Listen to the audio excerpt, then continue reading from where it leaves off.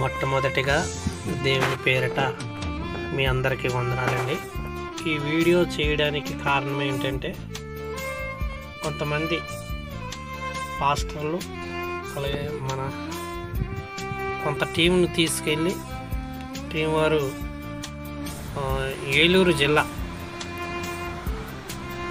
ఏలూరుపాడు అనే మండలం, అల్లూరు అనే ఊరు, ఆ ఊరిలో దగ్గరగా 150 ఇల్లులు పెదవాగు గట్టు తెగిపోయింది.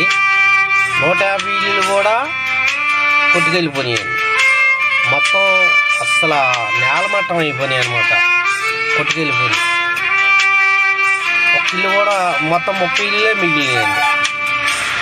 ఆ 30 ఇళ్ళకి మేము ఇవన్నీ పంచడం జరిగింది. ఆ 150 ఇళ్ళకి ఒక 30 ఇళ్ళే ఉన్నాయండి. వాళ్ళకి నీళ్ళ ట్యాంకీలు కూడా పెద్దవి కట్టారు.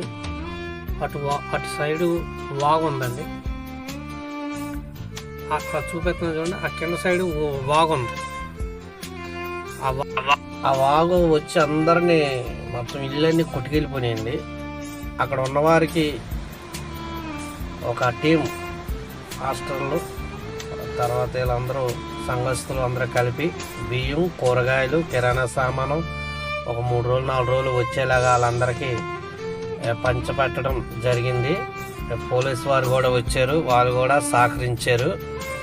అక్కడ పాపం మనలాగే చాలామంది సాయం చేద్దామని వెళ్ళారు. కొంతమంది వారు ఆ రోజే దుప్పట్లు, వాళ్ళకి కలిగింది దుప్పట్లు, బట్టలు పంచిపెట్టడం జరిగింది.